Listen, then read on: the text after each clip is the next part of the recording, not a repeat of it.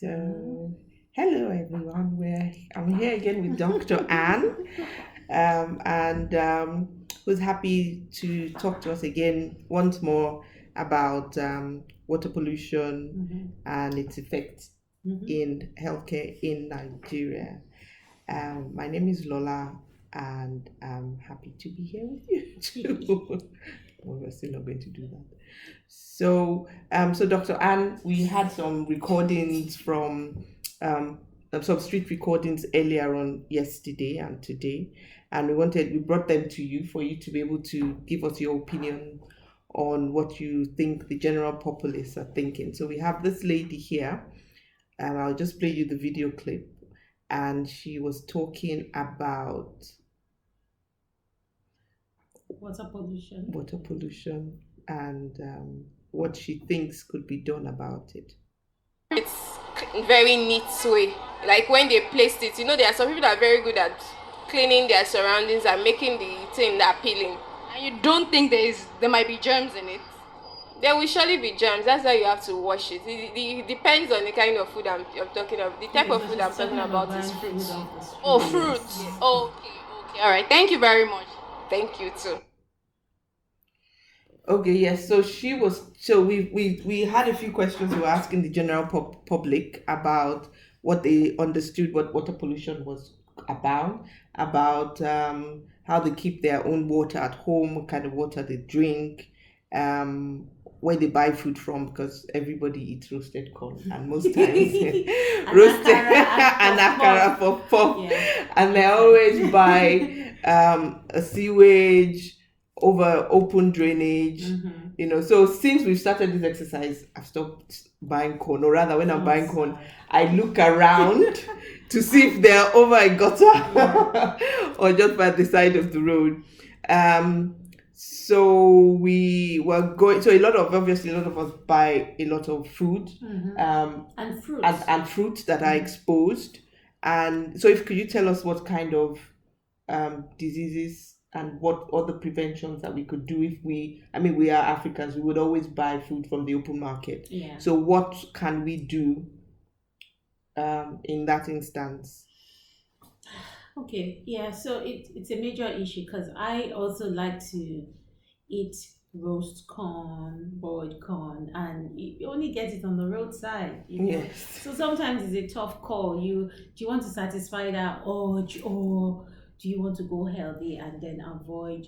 First, for those of us who like hot akara on the road, those of us who like hot puff puff, I would say, if you must eat it, make sure it's hot, as in they're just bringing it from the Straight smoking from the hot, because then the likelihood of it being contaminated while it's hot, it's reduced, because then most of the pathogens would have been denatured or would have died by the time it's cooked on fire. But having said that, you should always look at your surroundings, like you said. For me as well, I remember there's a place where I buy corn, and I used to buy corn, and then I would look at the surrounding like, no, this is not good. I mean, they pour refuse some distance away. It's, even though I'm buying it straight from the hut, but it's still, yes. I mean, and they're flies. Yeah, and then when I even think about the environment, it just puts me off the food. So we should be aware of the environment. I'll look at the hands of the person preparing the food.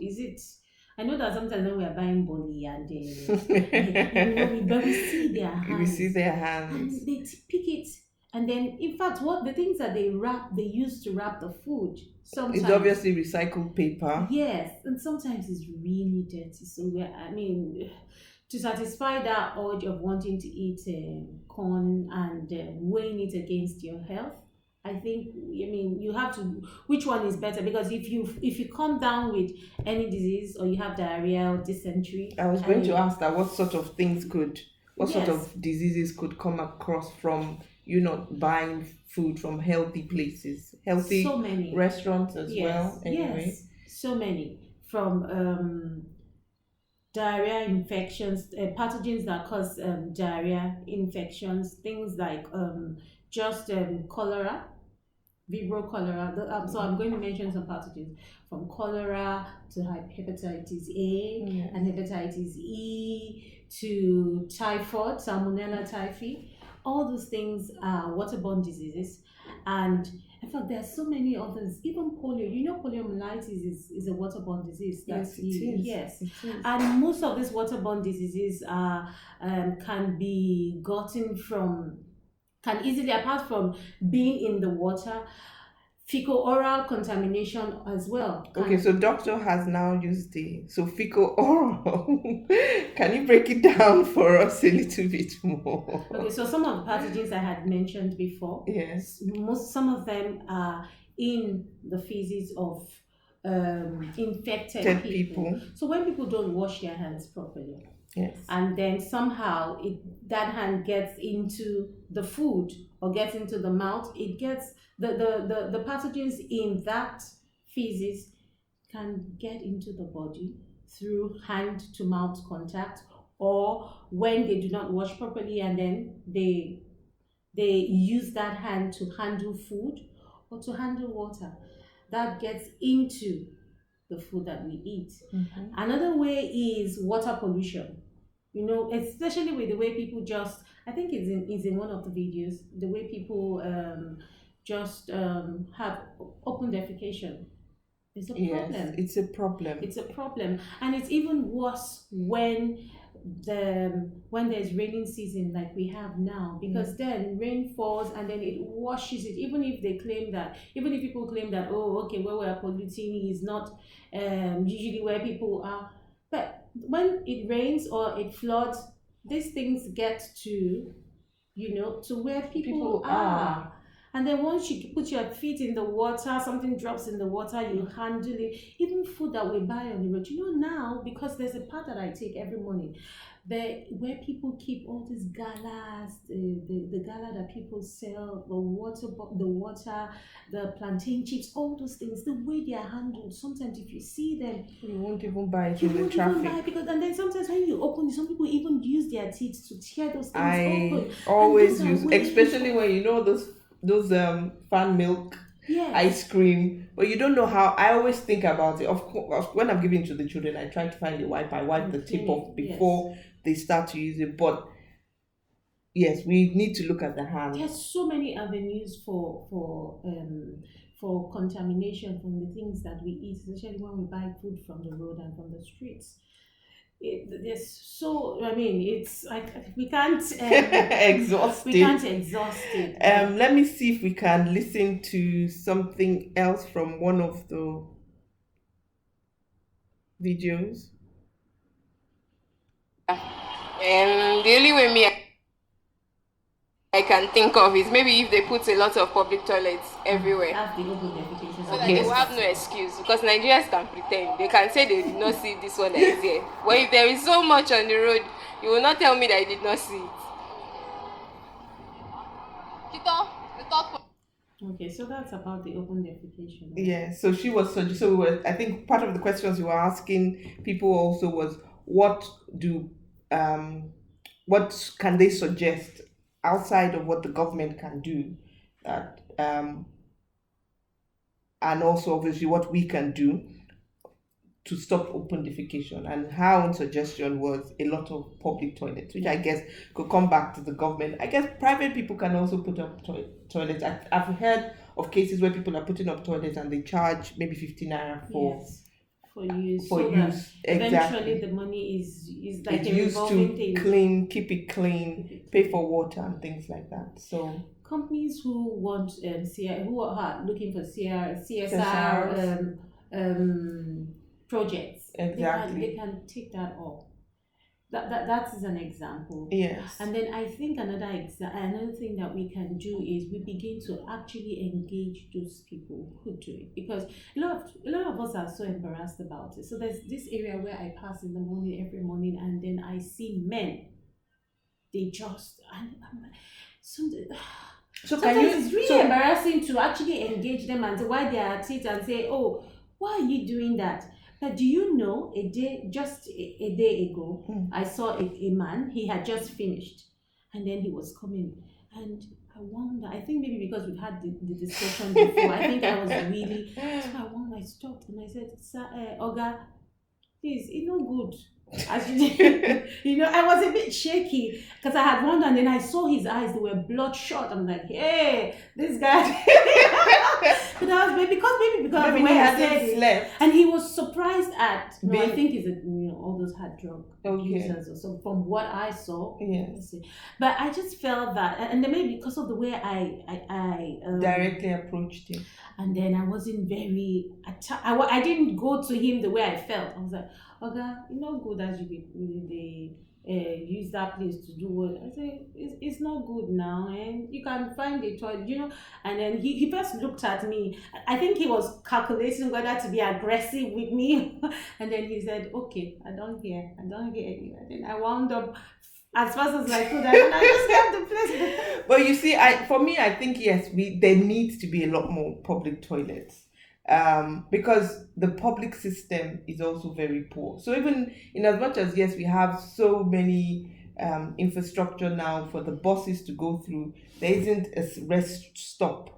So people would have been traveling for like an hour, 2 hours, and there isn't anywhere for them to go to. Yes. Our traffic in Lagos, for example, is horrendous. Yeah. So in a view where we're trying to be humane, you can understand why they have to, because there isn't any other option. Yeah. But I would like you to, from your expert knowledge as being a public health expert for over 15 years, can you tell us exactly what happens when people urinate and defecate in public? So it's not so much about the public, people being able to see, but what actually happens to the feces. How does this, because there's table water, there's a top, there's a water, there's surface water, and what actually happens? How does it actually affect disease being spread? Because you've already said we are all carriers, to a certain degree of some of these things. So how then does that actually happen, and how has that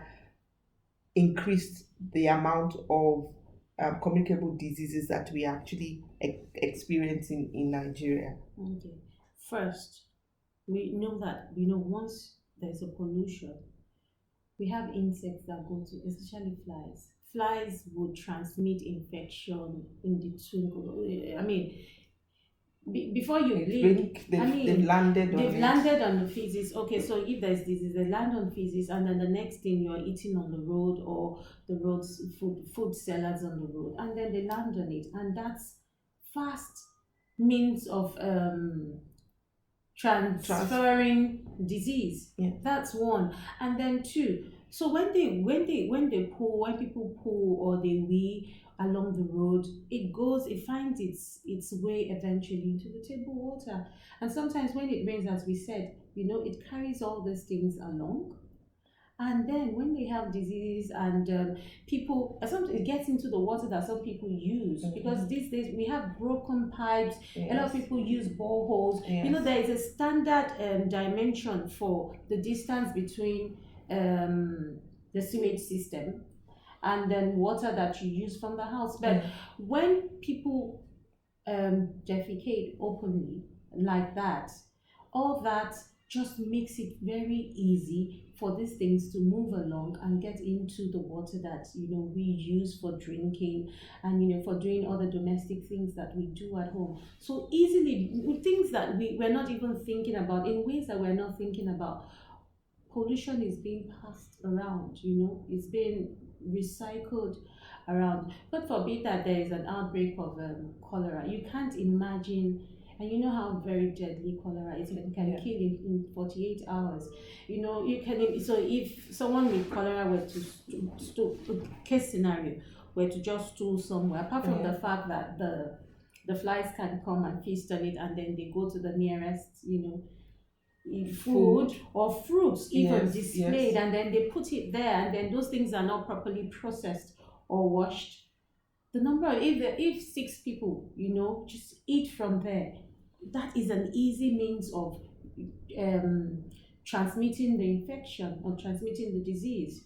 And then if that same person doesn't even observe proper hygiene, to know to wash their hands properly, and all of that, even when they use proper toilets, that's another problem. And then they go on to handle food.